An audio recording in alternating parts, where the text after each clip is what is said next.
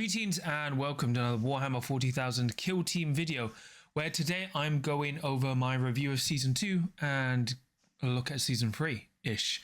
But before we get into things, please remember to like and subscribe as well as comment. Let me know what you thought of today's video. Do you agree, disagree, all that kind of jazz. And remember, I've got a Discord you can check out in the episode description below, as well as an affiliate link at Element Games and a Patreon if you want to give me some more support. But yeah, today, kind of an overdue video, and I've left it quite late, but conveniently, I think it's on schedule. So I'm going to review all of Season 2, going like just a retrospect, and then I'll finish it off with a look of what I think will be in Season 3, off of like guesses and dreams. But yeah, let's get into it. So yeah, starting off with Season 2, you know, we kind of have an idea where the future is going, because Season 2 has established effectively what we'll see for Kill Team, where we'll have a box set establishing now where we're going to be for a season. So for example, Season 1 we were all on open, like different kill zones, and Season 2 we were all just on Into the Dark. And Into the Dark terrain, it's weird, right? I hated it at first, and I do like it a lot now, but I think it's kind of a weird, flawed concept, because obviously it's a nice basically take of Space Hulk kill teams and a refresh of the old Arena kill team, because now instead of just playing in a cardboard board with like plastic doors, you have a cardboard board but with plastic walls and doors and actual physical terrain, which makes it look way more immersive and cool. The only problem is Into the Dark is a very janky experience. For some reason, the maps have no cover because no one wants to use the additional plugin terrain, and all the maps are designed without terrain. And the rules are quite janky, right? You know, you've got all these columns that don't exist for cover unless they're a corner piece, unless you get too close. Doors can do other things, and even though it removes vantage points and it becomes a very 2D environment, it is quite weird, right? You can see the designers were kind of limited in terms of what they could have done with the terrain, but it was a good shot, right? And I think what really helped the Into the Dark maps and layouts was the Crit Ops update, you know, doing 10 much better maps with basically 9 much better missions, three better missions, you know, because you got secure, capture, loot. So those helped a lot, because the original missions were not great, shall we say. And then it took a few FAQs to get better, but where we are now, it's really fun to play. People have mostly gotten used to building Into the Dark and sanding everything down. It's a good experiment as a modular terrain set, because, you know, you technically only need one box and then you can make every map, instead of buying 4 different boxes to do 4 different layouts. So there's that. As for kill teams, well, balance-wise, the Season 2 kill teams have not been great. So for Season 2 kill teams, oddly Intercession has now been rebranded as per the balance data set as a Season 2 kill team. But for Season 2 kill teams outside of Intercession Squad, we have Imperial Navy Breaches, the Fast Talker Kim Band, who are the Kroot. We have the Kazakin, the Hierotech Circle, Hand of the Archon, Exaction Squad, which are the RBTs. Then we have Halfkin Salvager kill team, which are the Leagues of Votan. And then we have the Felgor Ravager kill team, which are the Beastmen. And then also we had Ashes of Faith with Chaos Cult and Inquisitorial Agents. So compared to Season 1, obviously balance has not been great, like not been good at all. But thematic-wise, every kill team has been very unique and very fitting to the faction they are. So compared to Season 1, the Season 1 kill teams are much better, but the Season 2 kill teams are more thematic and go off in more interesting ways and better represent the factions that they are. The main problem is, as I kind of covered in my review for the Kill Team Annual, every single kill team has either had an errata and or been completely changed by the balance data slate. Like, balance has been all over the place. And to be honest, if you were asking me what I thought about the balance for Season 3, would be like, I would not be entirely positive, shall we say, right?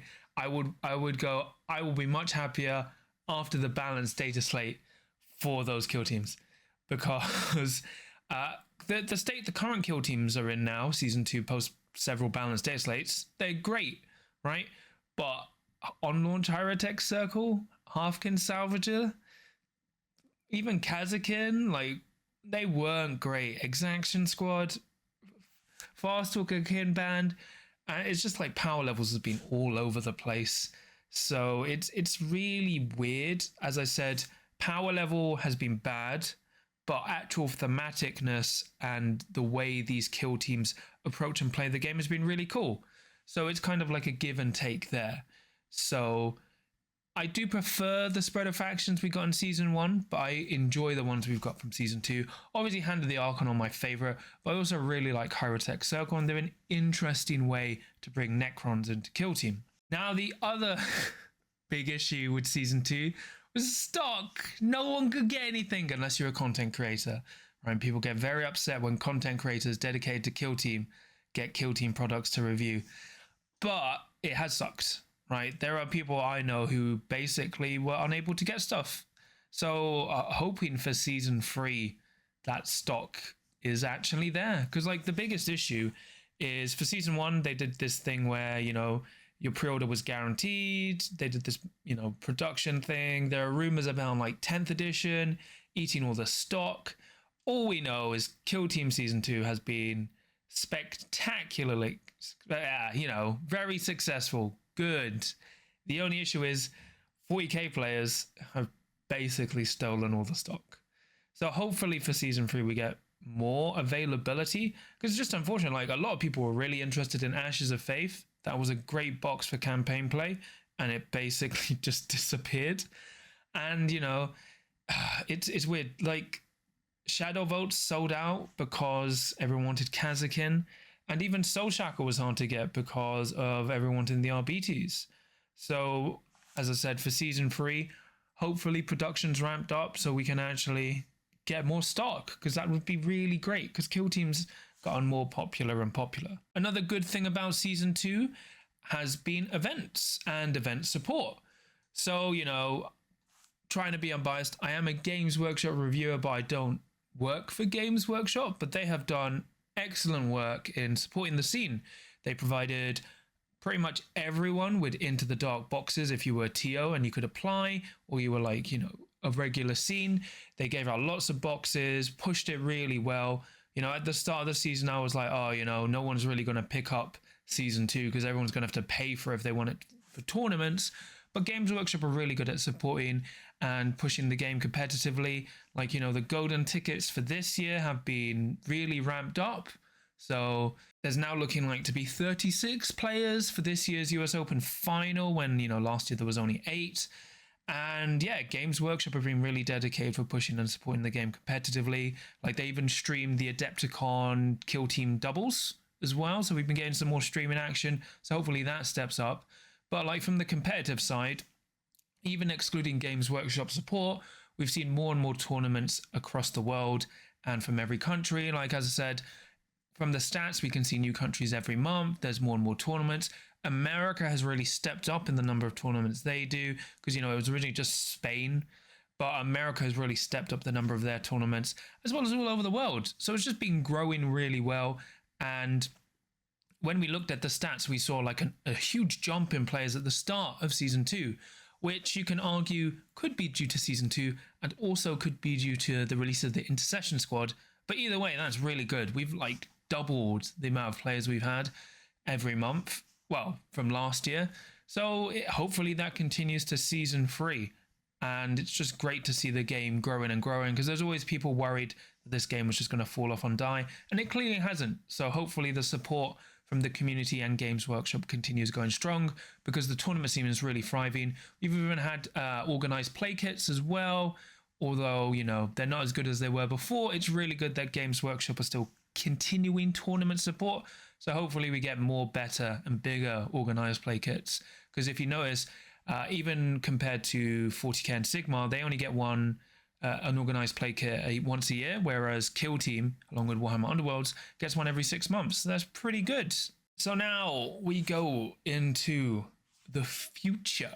So for season 3, this is entirely guesswork, right? So for setting, obviously we're probably just going to get one box and then upgrade sprues for terrain. But I really hope it's jungle. Jungle for life, you know? It's just jungle. It's going to be jungle. There's a jungle planet, ocean, jungle next to the ocean. Space jungle, you know? In a mountain, jungle mountain. Anything's possible as long as it's jungle.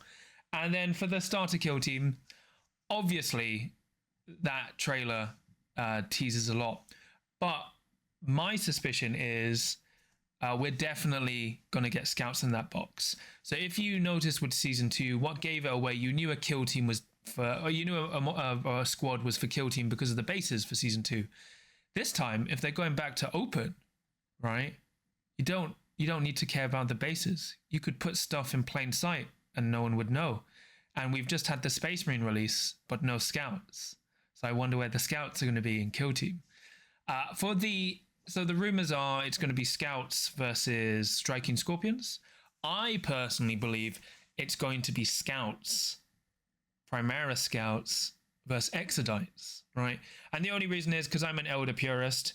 It doesn't really make sense for there to be 10 striking scorpions in the box, you know. And aspect warriors are they're very strict. They all have to have the same war gear. They don't really specialize. That's not what aspect warriors do. Technically the Exarch can, but that's because they've gone so far down the path of that aspect that they've lost themselves.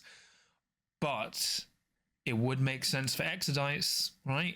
Kill team loves showing off factions for 40k that they can't really show on the tabletop as fully fledged armies, and I think Exodites would be perfect. For Primera scouts, even though you can go, oh John, they're a squad of 5, most marine stuff comes in boxes of 10, right? I think the only divergent stuff has been the Stern Guard and the Assault Marines, but where the Assault Marines with jump packs for Primeras. But 10 scouts, I think scouts personally should be 10 wounds for our armor save, you know, hitting on freeze. So I think 10 to 8 scouts. I think, you know, people probably say 8 scouts. I think 10 would be fine. And I think the shtick for scouts, because obviously we've got Phobos being the sneaky Marines, and you can't really have sneakier Marines. I think scouts, their shtick will probably be like traps, you know, kind of like the traps from Predator, you know, log traps, all that kind of cool stuff. Because I was looking back in the codexes, and the thing that scouts could do was like set cluster bombs and cluster mines and terrain pieces, I think back in like 7th and 8th and 9th edition. So I think that would probably be the thing scouts can do, just like applying traps, you know. They're like Freds, they just love them traps. But no, I think that'd be cool. You know, obviously you'd get one sniper, one heavy weapon, so either a missile launcher, heavy bolter, and then whatever specialists, like you could have the Predator Arnold Schwarzenegger specialist who sets like 2 traps, I don't know, cover himself with mud, that kind of stuff, right? And I think that'd be really cool. And then we could just go from there, because we are actually starting to run out of factions, and hopefully we should get Tyranids, which I think will be Gene Stealers. But that's how I think season 3 will go. I'll be interested to hear how other people think, but that's what I think. And then the Exodites will, I don't know, they could have a dragon. Why not? They like dinosaurs. Oh, they'd have a dinosaur. I'm so sorry. They'd have a dinosaur. They'd have a mini dinosaur. A dinosaur bird. Why not? Yeah, and a dinosaur dog. Yeah, there we go. And I've solved the Eldari team. So overall, I would say season 2 has actually been pretty good for the game. Actually very good for the game. Despite all my misgivings at the start of the season, you know, the only really downsides we've had is stock, right? Stock has been horrible, and balance. Balance has been really bad.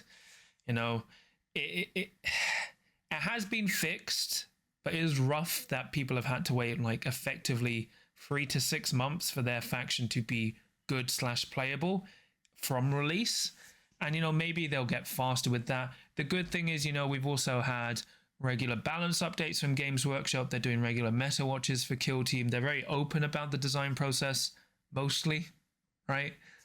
You know, we've got the stats from Hot Sauce Teddy. It's currently taking a little break, but, you know, that's been great. You know, that's part of the pros, like the tournament scene. Well, the scene in general has been growing really well in like tournaments as well. You know, like Warhammer Fest had 114 players, which is currently the max we've had globally. And, you know, LVO is aiming for 200 and is already at 100. So that could be even bigger. So, like, it's growing more and more. Stuff is just selling out immediately. It is 40k, but there's been a noticeable uptake in players, especially as I can tell from the stats. And while balance hasn't been great for factions, factions have been way more unique and are doing better things that actually represent the lore instead of just filling tick boxes or fixed archetypes you need for the game.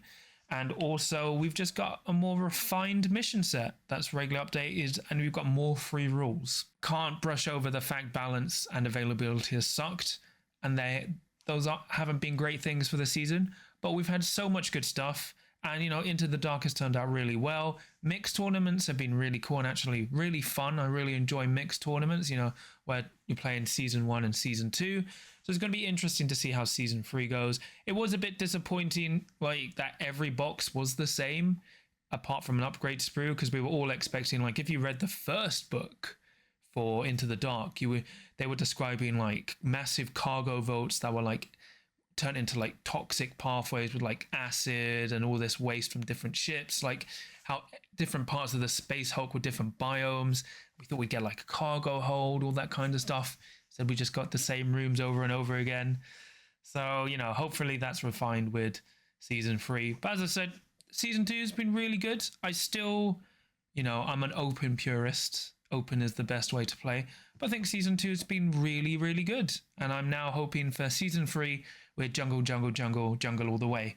So until next time, please remember to like and subscribe as well as comment. Let me know what you thought of today's video. Do you agree or disagree with my statements for season 2? Let me know what you thought of season 2. Did you like it or hate it? You know, let me know. I'd be interested to hear what you want, and as well as what you think will happen for season 3. All right. And remember, I've got a Discord you can check out for free in the episode description below, an affiliate link at Element Games if you want to give me some more support, and a Patreon if you want to give me some more support. And I'll quickly shout out my patrons. So for my adults of the crew, I have Tom, Sam, NP, Nick, Mr. Meatwad, John Thomas, Dad of Goldens, Ben, and Samjo for my veterans of the crew. So thank you so much. Your support really means a lot to me and helps support the channel. But yeah, that's pretty much it from me today.